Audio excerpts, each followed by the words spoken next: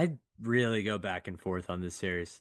And I do think a good thing for the Knicks in this series, and actually I think which makes them a much more interesting matchup to me than OKC even is they have a huge wing advantage in this series. Like it's Definitely. massive. And I'm literally in my head like going back and forth as we speak, but I want to talk through it a little bit. Like Ryan, to your point, I agree. I think Brunson, this is not a great matchup for him. And actually, in the regular season, he didn't really have like a signature game in the three games they played. His best game, he had 29, but it wasn't super efficient shooting. It was 10 for 24 from the floor.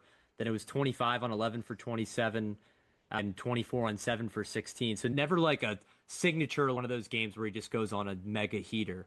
And I think the Spurs guards are a good matchup there.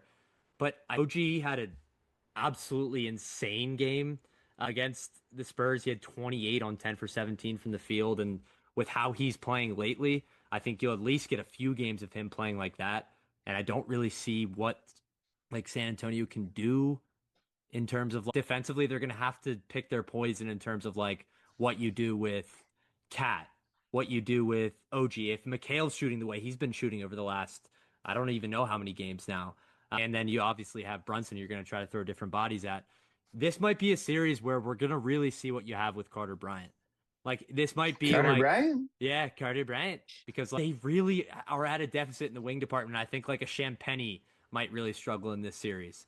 But in 7 games, you have Wemby against Cat.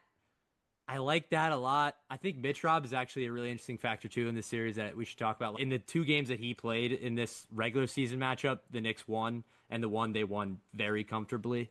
And then the one he didn't play, they lost. So I think he's a huge X factor in this one.